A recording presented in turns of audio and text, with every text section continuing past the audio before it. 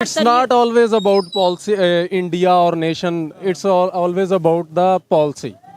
आप दुनिया के किसी भी खित्ते में रह रहे हो, एक प्रोग्रेसिव सोच रखने वाली कौम का ये नज़रिया होता है कि उसने दूसरों से सीखना है, लर्न करना है, बजाय इसके कि हम उस बात को लेके ट्रोल करें कि जी आप इंडिया को सराह रहे हैं, आप भाई उसकी पॉलिसीज़ ऐसी हैं कि they deserve respect and appreciation of their policies को डेवलप करेंगे और फिर उसमें डोमिनेट करेंगे।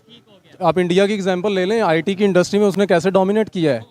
तो मेडिकल में वो मेडिसिन में बहुत तेजी से ग्रो एग्जैक्टली तो आप पेट्रोकेमिकल्स की बात करें, आप फूड्स की बात करें, आप फर्टिलाइजर्स की बात करें, आप ब्रीडिंग की बात करें, मैं किस किस डोमेन को गिनवाऊं कि इंडिया आपसे 1000 दर्जे बेहतर है। बाकायदा हमारे प्राइम मिनिस्टर कहते नजर आ रहे थे कि ये जो मैंगो हैं ये मैं पाकिस्तान से लेके आया हूँ, आधे आपके हैं आधे आपके वाइफ के हैं। मतलब इस तरीके से गुफ्तगू करने की बजाय अगर हम यही बात करते कि किसी तरीके से ट्रेड को मजीद बढ़ाया जाए। और दूसरी बात यह है कि अनफॉर्चुनेटली पाकिस्तान में यार शुरू से ही पाकिस्तान की जो फॉरेन पॉलिसी है वो अनफॉर्चुनेटली कोई इस तरह तगड़ी नहीं रही जिस तरह इंडिया की है। मैं इंडिया को एक्नॉलेज करूंगा कि मतलब उनकी खारजा पॉलिसी के हवाले से उन्होंने बहुत अच्छे इनिशिएटिव लिए हैं। एग्जैक्टली उन्होंने फ्रांस से, उन्होंने रूस से अपनी मर्जी की बुनियादों पे उन्होंने मतलब प्रोजेक्ट्स दिए हैं। और नेशनल लेवल पे खास तौर पे इस्लामिक कंट्रीज़ के साथ जो हमारे रिलेशन है, कैसे रिलेशन नज़र आ रहे हैं? सऊदीया के साथ, इवन ईरान अफगानिस्तान के साथ क्या रिलेशन नज़र आ रहे हैं? रिलेशन, मैं तो वैसे इसको रिलेशन कहता भी नहीं हूँ कि हमारे रिलेशन है नहीं एक्चुअली ना। आप देखें कि हम किससे कितना जुड़े हुए हैं। आप इल्ज़ाम उन पे लगा सकते हो, हमारा हर पॉलिटिशियन उन पे इल्ज़ाम लगा सकता है, लेकिन अगर कुछ डेवलपमेंट हो रही है उसकी तो आप बात नहीं कर सकते। No comparison between India and Pakistan. वो अगर इंडिया से बहुत से लोग देखते हैं वो खुद कहते हैं भाई ये हमारे साथ कंपैरिजन ना no comparison between India and Pakistan. वो कहाँ पे हैं, हम कहाँ पे। और जो एड मिलने का, यानी ये भी एक बड़ा पॉइंट है, एड मिलने का चांस ज्यादा होगा, ट्रेड का क्यों नहीं सोचते हम? मतलब ये है कि इसके साथ अगर बात करें, हमारे पास है क्या ट्रेड करने के लिए? सोचे तो तब ना। एग्रीकल्चर कंट्री है वैसे। एग्रीकल्चर आप देखें, हमने गंदम कहाँ से इंपोर्ट कर रहे हैं? कोई एक ऐसी चीज़ बताएं जो पाकिस्तान में जिसकी प्रोडक्शन हुई है, कोई एक ऐसी चीज़ बताएं जो हम जिस पे कैपिटलाइज करके एक्सपोर्ट करके हम कह सकते हैं कि चीज हमने इन्वेंट हमारी है, हम इससे जोड़े जाएं, हम इससे पहचाने जाएं। कोई एक ऐसी चीज़ बता दे। यूट्यूब सोशल मीडिया पे ये चीज़ नज़र आ रही है, मैंगो डिप्लोमेसी, क्या कहना चाहेंगे इस खबर की? आपको नॉलेज है या नहीं? हाँ, मेरे इल्म में है। हमारे पास जो होगा वही देंगे भाई, हमारे पास अम्ब है, हम दे आए। नहीं, ये तो चलो एक आपने एक वो किया, मजाक के एलिमेंट किया, फॉर द लेकिन sake of cracking a joke I just mention that कि हमारे पास अम्ब है तो हम भी दे आए। तो बाकी जो है वो बुनियादी तौर पे अगर आप देखें, डिप्लोमेसीज़ के बहुत से रंग रहे हैं हमेशा ही। कभी कभी कोई क्रिकेट डिप्लोमेसी कह लें, कभी क्रिकेट डिप्लोमेसी रही, कभी कुछ डिप्लोमेसी रही। तो हमारे पास अब मैंगो डिप्लोमेसी भी मैंगो डिप्लोमेसी भी इंट्रोड्यूस करवा रहे हैं। लेकिन ठीक है, अब किसी के लिए तोहफा तहफ़ लेके जा रहे हैं तो आप वहाँ जाके डिस्ट्रीब्यूशन, वो उनके घर का मामला है भाई, वो खुद डिसाइड कर लेंगे मैंने किसको क्या देना है, किसने क्या। आधे आपके आधे जैसे ये उनका कोई विरासत का मामला हल करने गए हों कि भाई आधी तेरी है आधी उसकी है, तो वो जब ले गए हैं तो ठीक है, उन पे छोड़ें, वो भी रैशनल डिसीजन ले सकते हैं कि भाई ये किसके हैं, किसने कहा। लेकिन एज ए पाकिस्तानी क्या आप देखते हैं कि जब हमारे प्राइम मिनिस्टर किसी कंट्री में जाते हैं उन्हें किस तरीके से रिसीव किया जाता है, वो वहाँ पे जाके क्या बात करते हैं, फॉरेन मिनिस्टर हो या प्राइम मिनिस्टर? और दूसरी साइड पे अगर इंडिया की बात करें, वहाँ के प्राइम मिनिस्टर अगर कहीं पे जाते हैं, रिसेंटली जापान का विजिट किया, रिसेंटली उन्होंने दूसरे कंट्रीज का ऐसे ऑस्ट्रेलिया और ऐसे कंट्रीज का विजिट किया जहाँ पे उन्हें झुक के पाँव को जो सा वो हाथ लगाया गया। ठीक है, क्या कहना चाहेंगे, फ़र्क क्या है?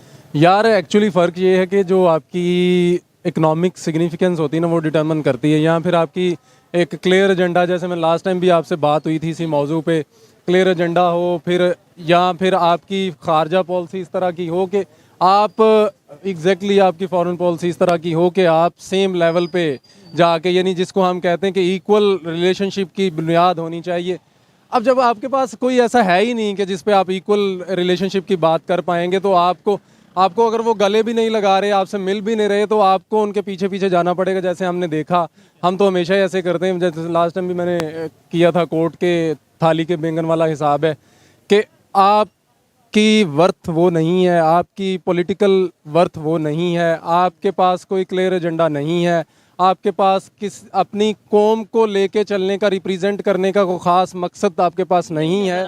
पाकिस्तान सारी में वजूहात होती हैं। यूथ की अगर बात करें या पब्लिक की बात करें, इंडिया की किसी पॉलिसी की तारीफ की जाए, अवाम भड़क उठती है कि यार तुम इंडिया की तारीफ कर रहे हो, तुम्हें शर्म नहीं आती, तुम इंडिया, लेकिन हम सीखते क्यों नहीं कि यार it's not always about policy, India और nation, it's always about the policy.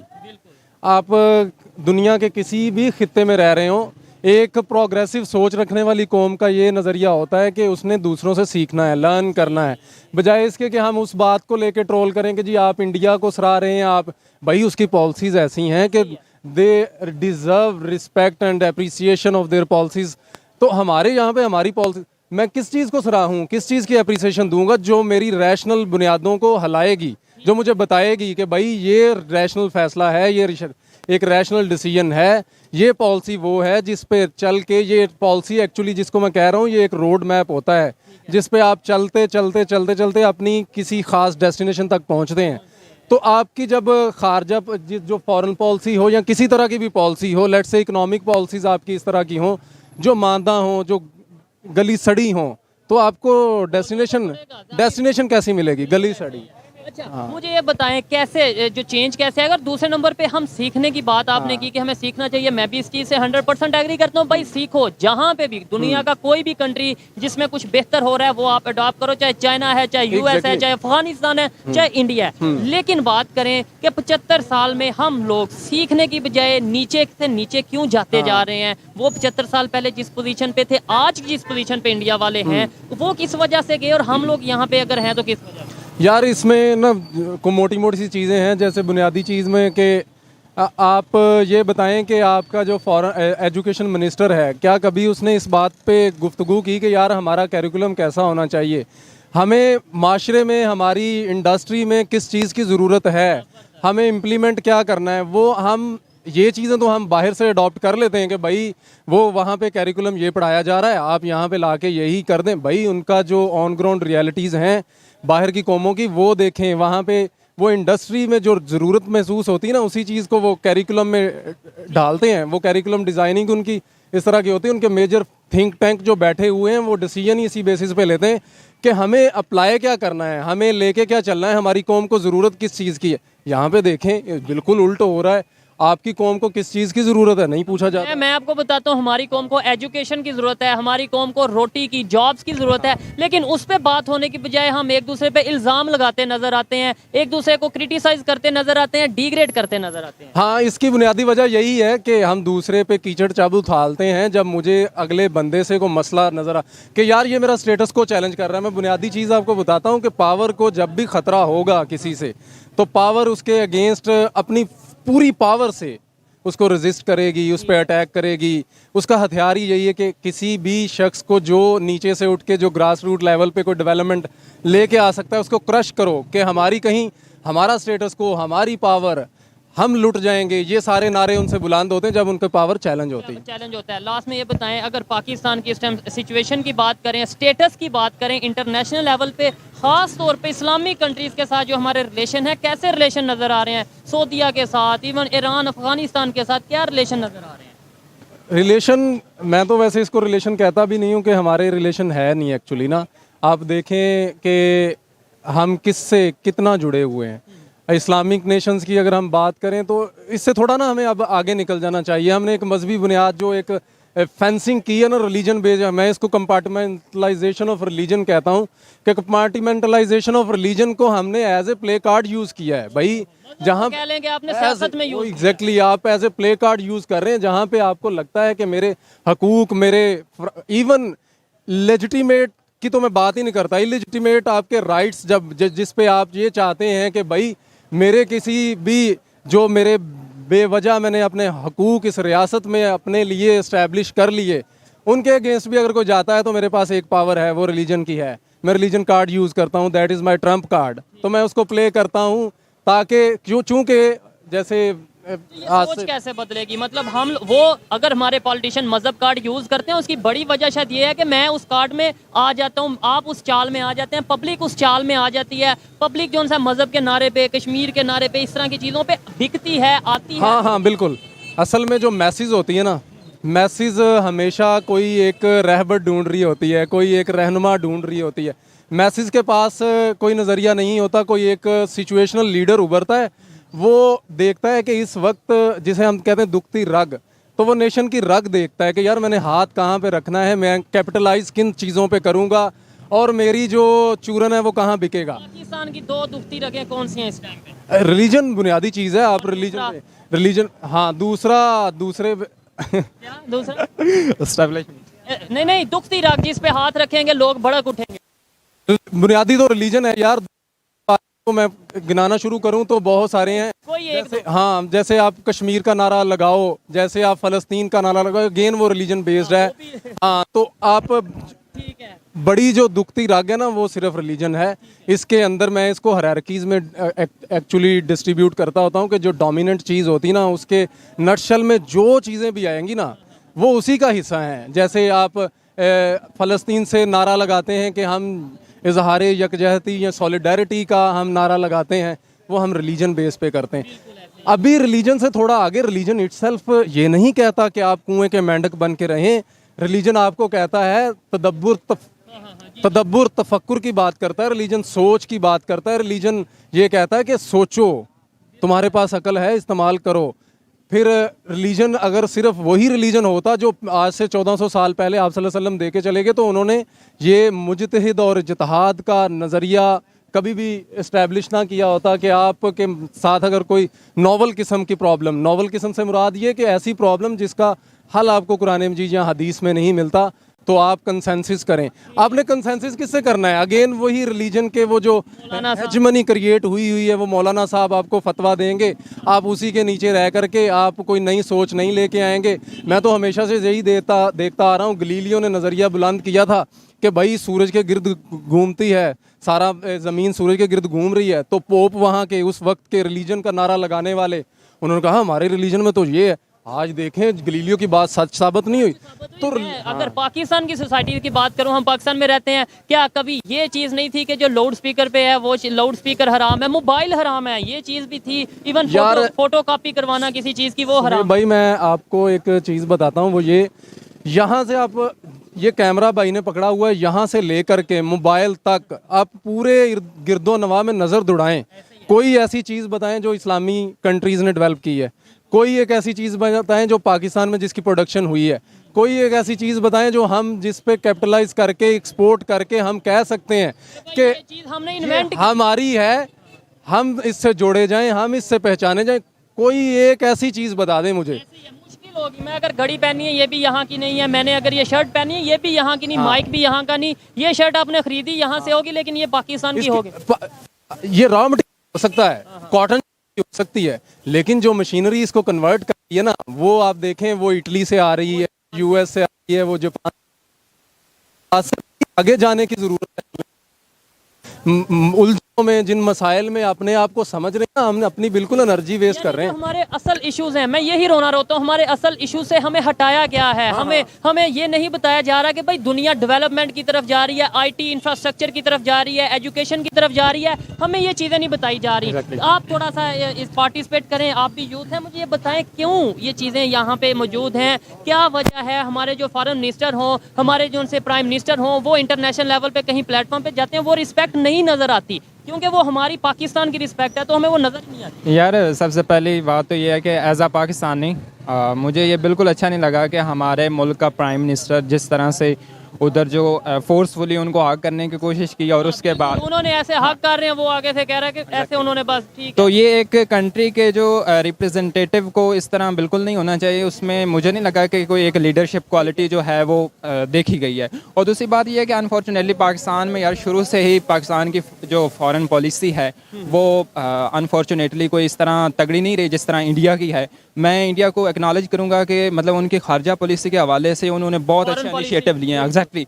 उन्होंने फ्रांस से, उन्होंने रूस से अपनी मर्जी की बुनियादों पे उन्होंने मतलब प्रोजेक्ट्स दिए हैं और अपने वेलफेयर के लिए उन्होंने जो मतलब इनिशिएटिव लिए हैं जो कि पाकिस्तान नहीं ले सका अनफॉर्चुनेटली। उसकी बेसिक वजह यही थी कि हमारी खारजा पॉलिसी कोई और कंट्रोल कर रहा था और हमारे जो रिप्रेजेंटेटिव थे वो बस किसी के उंगलियों पे इशारों पे चल रहे थे। इनसे मैंने सवाल किया कि अगर हम उनकी बात करते हैं पहले नंबर पे, तो अगर इंडिया की बात करें वो वैसे ही यहाँ पे शायद अलाउ नहीं है कि आप बात ही नहीं कर सकते। आप इल्ज़ाम उन पे लगा सकते हो, हमारा हर पॉलिटिशियन उन पे इल्ज़ाम लगा सकता है, लेकिन अगर कुछ डेवलपमेंट हो रही है उसकी तो आप बात नहीं कर सकते। No comparison between India and Pakistan. वो खुद वो अगर इंडिया से बहुत से लोग देखते हैं वो खुद कहते हैं भाई ये हमारे साथ कंपैरिजन ना करो। No comparison between India and Pakistan. वो कहाँ पे हैं, हम कहाँ पे। और जो ये ज़बरदस्ती आप देखें, ये वही बंदा है शहबाज शरीफ साहब जिन्होंने कहा था कि बेगर्स कांट बी चूजर्स। तो वो तो बड़े, आप तुर्की की बात कर रहे हैं, तो वो तो बड़े अपने इस बुनियाद पे तगड़े लोग हैं कि भाई हम जो लोग हैं वो बात पे कायम रहने। एग्जैक्टली वो किसी, हाँ वो अपनी बात जो है वो ये कह लें खुद मुख्तार लोग हैं। अब किसी एक रियासत का नुमाइंदा किसी बैगर्स को गले लगा के क्यों मिलेगा? अब बैगर को जरूरत है वो गले मिले जाके। जब वहाँ पे अर्थक्वेक आया तुर्किया में, तो वहाँ इंडिया ने बहुत ज्यादा हेल्प की, पूरी दुनिया ने देखा, ठीक है, लेकिन G20 की मीटिंग में वो फिर नहीं गए। मतलब वो अपनी बात पे स्टैंड में रहे हैं, चाहे गलत है ठीक है, जो उनका स्टैंड था उस पे रहे। यार पता क्या है, आपको ना बुनियादी तौर पे एक स्टांस लेना पड़ता है। उस स्टांस पे अगर आप कायम रहते ना, तो हमारी इंसानों की नफ्सियात इस तरह है कि हम उस लोगों को, उन चीज़ों को एक्नॉलेज करते हैं। अब देखें, मैं किसी एक शख्स से मिलूं, वो हर बात में इन्वॉल्व हो जाए, तो मैं उसको किसी बात में इन्वॉल्व नहीं करूँगा। वर्थ ही नहीं रहेगी। एग्जैक्टली उसको मैं किसी बात में इन्वॉल्व नहीं करूँगा। तो इसी तरह हमारा सीन है, हम हर चीज़ में, हर जगह, हर सिस्टम में इन्वॉल्व हो जाते हैं। तो उन्होंने अगर क्लियर स्टांस रखा है तो लोग उनकी शराइत पे चलेंगे, क्योंकि जिनकी शराइत होती है, शराइत उन्हीं की मानी जाती है। जिसकी शराइत ही नहीं है, उन्हें पता है इनके सामने कुछ भी रखो आ जाएंगे। ये मेरे लिए बहुत शर्म वाली बात है, ये स्टेटमेंट के इनके सामने कुछ भी रखो शर्म वाली बात है। इनके लिए भी ये बहुत ज़्यादा शर्मिंदगी वाली बात होगी। लेकिन हम अगर ये बात कर रहे हैं तो उसकी वजह ये किसी ना किसी तरीके हमारे पॉलिटिशियंस को भी शर्म आए, हमारी यूथ में अवेयरनेस आए। कोई पॉसिबिलिटी है या फिर ये हमारा काम करना फजूल है? यार पॉसिबिलिटी है जब आपकी लीडरशिप किसी ऐसे बंदे के हाथ में आएगी जो कि डायरेक्शन सेट कर लेगा, जिसके पास मतलब इतनी पावर होगी कि वो अपने स्टैंड पे ऊपर बरकरार रहे। अब इंडिया की अगर हम बात करें तो वो स्टैंड उन्होंने लिया हुआ है और वो डायरेक्शन के मुताबिक चल रहे हैं। कैसे स्टैंड ले पाते हैं? हमें तो ये कहा जाता है ना जी, हम जो सा वो इंटरनेशनल पावर्स के दबाव में आ जाते हैं, यूएस के दबाव में आ जाते हैं। 75 साल पहले जो उनकी, मैं हर वीडियो में ऑलमोस्ट ये सवाल करता हूँ कि वो भी तो ऊपर चले गए, वो दुनिया की 5वीं बड़ी इकॉनमी बन के आज वो चाइना से भी ट्रेड कर रहे हैं, यूएस से भी ट्रेड कर रहे हैं, रशिया से भी ट्रेड कर रहे हैं। हमारी ये कंडीशन है कि हम अफगानिस्तान से ट्रेड करते हैं तो यूएस नाराज, यूएस से ट्रेड करते हैं चाइना नाराज, चाइना से ट्रेड करते हैं रशिया नाराज। कोई समझ ही नहीं आ रही है। एग्जाम्पल के तौर पे बोला मैं। यार इसकी बेसिक वजह जो है ना वो मैं मतलब 2 बुनियादों पे रखूंगा कि एक तो हमारे जो है ना पॉलिटिकल इंटरेस्ट हैं, इंडिविजुअल जो है ना वो इंटरेस्ट इसमें इंक्लूड हैं कि हर बंदा जो है ना वो इंडिविजुअली सोच रहा है। अब प्राइम मिनिस्टर जो है हमारा, उसको मतलब जो सही लगता है अपने हवाले से कि मैं उस फलां मुल्क के साथ अगर मेरे ताल्लुकात अच्छे होंगे तो मुझे एड मिलने का जो चांस है वो ज़्यादा होगा। तो बस वो इंटरेस्ट है एक, और दूसरा जो है ना एड हमारे मिलने का, यानी ये भी एक बड़ा पॉइंट है, एड मिलने का चांस ज्यादा होगा। ट्रेड का क्यों नहीं सोचते हम? मतलब ये है कि इसके साथ अगर बात यार करें, हमारे पास है क्या ट्रेड करने के लिए? सोचे तो तब ना। एग्रीकल्चर कंट्री है वैसे, एग्रीकल्चर आप देखें, हमने गंदम कहाँ से इंपोर्ट कर रहे हैं? हम दालें रशिया से। तो हम दालें कहाँ से? आप 70 आपने रशिया से की, इमरान खान ने वो इनिशिएटिव लेने की कोशिश की, लेकिन उसको उस इनिशिएटिव भी आ रहा है, ऑयल भी आ रहा है, दूसरी भी जो सा इम्पोर्ट। अब क्या फ़ायदा जब वो मतलब हो गया सब। अब पाकिस्तान को जो इंस्टेबिलिटी का सामना करना पर वो उसी की वजह से है ना। मैं आपको बुनियादी चीज़ बताऊं को वो ये है, जब आपकी ट्रेड डेफिसिट होता है ना, ट्रेड डेफिसिट से मुराद ये है कि सिंपल कि आपकी इंपोर्ट आपके एक्सपोर्ट के एक्सपोनेंशियली हाई हो, आपकी इंपोर्ट बहुत ज़्यादा और एक्सपोर्ट आपकी ज़ीरो हो, तो तब ये हालात पैदा होते हैं कि आप ट्रेड पे नहीं, आप एड पे चलते हैं। यहाँ पे कोई ऐसी चीज़ हमारी है ही नहीं, मैन्युफैक्चरिंग है ही नहीं। आईटी देख लें आप, इंडस्ट्री देख लें आप, मशीनरी देख लें, अब दुनिया का कोई एक चीज़ देख लेना, पाकिस्तान में कौन सी हो रही है यार? अच्छा, ये आप थोड़े एजुकेटेड हैं, चीज़ों को समझते हैं, दुनिया में क्या चल रहा है आप समझते हैं। अगर मैं ये एक काम पाकिस्तानी की बात करूं, इससे मैं पूछूं कि अगर इनसे मैं सवाल करता हूं, भाईजान ये बताएं पाकिस्तान की इज्जत पूरी दुनिया में इस टाइम क्या वैल्यू है आपके ख्याल में, हमारे प्राइम मिनिस्टर की या पाकिस्तान की? यार कुछ नहीं रह गया, कोई वैल्यू नहीं नजर आ रही। उसका जिम्मेदार कौन है? यार यही हमारे जो कुरमरात है, ठीक है ना, अल्लाह उनको हिदायत दे। अल्लाह उनको हदायत दे। मतलब ये देखें आम ये बिल्कुल ये ऐसे ही अक्कासी कर रहे हैं उस बात की कि मर गए, रुल गए, हमें रोला किसने, ये हमारे इश्यूज पे जाया नहीं जा रहा, एजुकेशन के ऊपर बात नहीं की जा रही, इंफ्रास्ट्रक्चर के ऊपर बात नहीं। अभी आपने ना एक बात मजे की कि उनका एजुकेशन मिनिस्टर हो या जो, गैरतमंद कौमें जो होती हैं ना, वो एक ख़ास नज़रिए के तहत आती हैं, विजन के थ्रू आती हैं। अब देखें, जिस चीज़ में, जिस डोमेन में आप लोगों को मार पड़ रही होगी ना, सबसे ज़्यादा आप कैपिटलाइज उस पर करेंगे कि भाई आप इंडिया की तारीख उठा के देखें या इंडिया को भी छोड़ें। अक्सर लोग कहते हैं ना कि आप इंडिया की रट लगा दें, आप अक्सर नहीं, मुझे तो बहुत से लोग कहते हैं, हालांकि मेरा मकसद हमेशा यही होता है कि भाई अगर या तो हमारे पॉलिटिशियन उनका नाम लेना छोड़ दें, या तो हम ये कह दें आज के बाद इंडिया हमारे साथ हमसाया नहीं है, तो फिर हम भी बात करना छोड़ दें। वो लोग जिस डोमेन में बहुत माड़े होते हैं ना, तो गैरतमंद कौम का ये निशानी होगी कि वो उस पर कैपिटलाइज करेंगे, उस पर कैपिटलाइज करेंगे, उस डोमेन पे कैपिटलाइज करके उसको डेवलप करेंगे और फिर उसमें डोमिनेट करेंगे। आप इंडिया की एग्जांपल ले लें, आईटी की इंडस्ट्री में उसने कैसे डोमिनेट किया है। तो मेडिकल में वो मेडिसिन में बहुत तेजी से ग्रो। एग्जैक्टली तो आप पेट्रोकेमिकल्स की बात करें, आप फूड्स की बात करें, आप फर्टिलाइजर्स की बात करें, आप ब्रीडिंग की बात करें, मैं किस किस डोमेन को गिनवाऊं कि इंडिया आपसे 1000 दर्जे बेहतर है।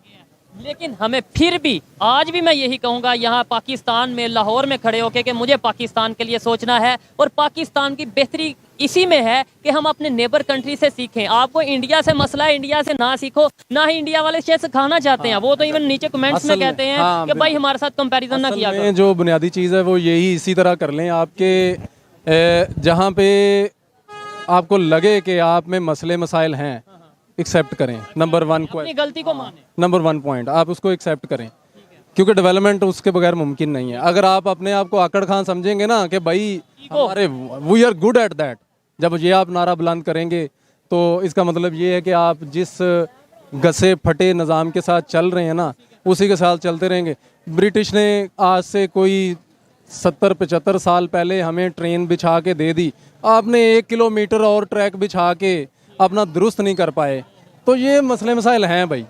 मुझे अच्छा लगा जी बात करके, इनसे बड़ी ऑथेंटिक बात कर रहे थे। आइए मजीद किसी से बात करते हैं। बहुत शुक्रिया। अस्सलाम वालेकुम भाई। आपका नाम? मोहम्मद अवैस। क्या करते हैं आप? मैं स्टूडेंट हूँ। क्या पढ़ रहे हैं? किसी यूनिवर्सिटी में इंटरमीडिएट का स्टूडेंट। इंटरमीडिएट के स्टूडेंट हैं, ठीक है। अच्छा मुझे ये बताएं, सबसे पहले एक सादा सा सवाल है कि पाकिस्तान के प्राइम मिनिस्टर, पाकिस्तान के फॉरेन मिनिस्टर या पाकिस्तान के इवन पाकिस्तान की क्या वैल्यू है इंटरनेशनल लेवल पे आज के दौर में?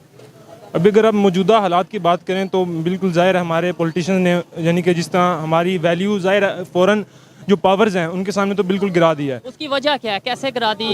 उसकी वजह ये है कि पॉलिटिकल इंस्टेबिलिटी है, कि कोई पता नहीं कि मुल्क का रूलर कौन है। आर्मी कहती है कि हम हैं, वो खुद समझते हैं, जो पॉलिटिशियंस हैं वो समझते हैं कि हम लोग हैं, यानी कि कोई पता नहीं लग रहा कि मुल्क किस तरह में जा रहा है। ऊपर से पॉपुलिस्ट पॉलिटिक्स हो रही है जिस तरह इमरान खान कर रहे हैं, तो यानी कि इंस्टेबिलिटी की वजह है ना। अभी रिसेंटली हमारे प्राइम मिनिस्टर शहबाज शरीफ साहब गए तुर्किया, वहाँ पे मैंगो गिफ्ट किए वहाँ पे जाके तैयब उर्दगान को, तो उन्होंने आगे से मतलब ये भी कहते नजर आ रहे थे कि आधे आपके आधे वाइफ की। मतलब ऐसी बात, आप इंटरमीडिएट के स्टूडेंट हैं, मुझे बताएं प्राइम मिनिस्टर लेवल पे ऐसी बात होनी चाहिए?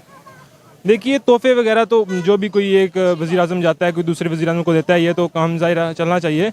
मुझे नहीं लगता इसमें कोई ऐब है। गिफ्ट देना तो बड़ी अच्छी बात है, लेकिन यही वहाँ पे जाके हम डेवलपमेंट के हवाले से बात करते, हम इस टाइम जो क्राइसिस का सामना कर रहे हैं उससे निकलने की बात करते, या फिर ये बात करते कि आधा आप रखना मैंगो, आधा आप रखना मैंगो, डिप्लोमेसी करते? देखें अगर ये चीज़ें होती तो ज़ाहिर हमारा मुल्क कहाँ से कहाँ होता, बिल्कुल। लेकिन जाहिर है ना, पॉलिटिक्स होती है, वोट्स हासिल करने होते हैं लोगों ने, तो इसलिए ये हालात चलते हैं। बिल्कुल। कोई बेहतरी की उम्मीद है या नहीं?